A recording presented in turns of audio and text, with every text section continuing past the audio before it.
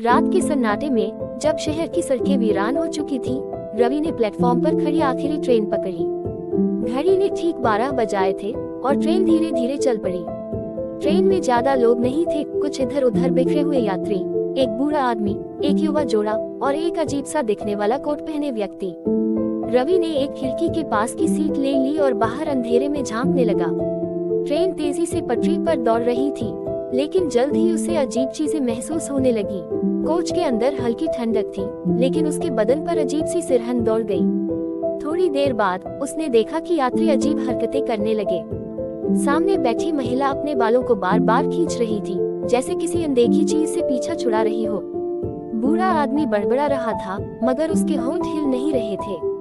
और वह कोट पहने व्यक्ति, वह बिल्कुल स्थिर बैठा था, उसकी आंखें सीधे रवि पर टिकी थी। रवि को बेचैनी होने लगी। उसने उठकर कंडक्टर को ढूंढने की कोशिश की, लेकिन ट्रेन का हर कोच पहले से ज्यादा सुनसान होता गया। अब तो उसे खिड़कियों से भी बाहर कुछ नहीं दिख रहा था, न कोई स्टेशन, न कोई रास्ता, सिर्फ एक अंतहीन अंधेरा। वह वापस अपनी सीट पर आया, लेकिन अब उसकी चारों ओर की सीटें खाली थी। सभी यात्री गायब हो चुके थे, केवल कोट वाला आदमी वही बैठा था, और अब वह मुस्कुरा रहा था, एक ठंडी भयावह मुस्कान। रवि का गला सूखने लगा। उसने घबराकर ट्रेन की जंजीर खींची, लेकिन कोई असर नहीं हुआ।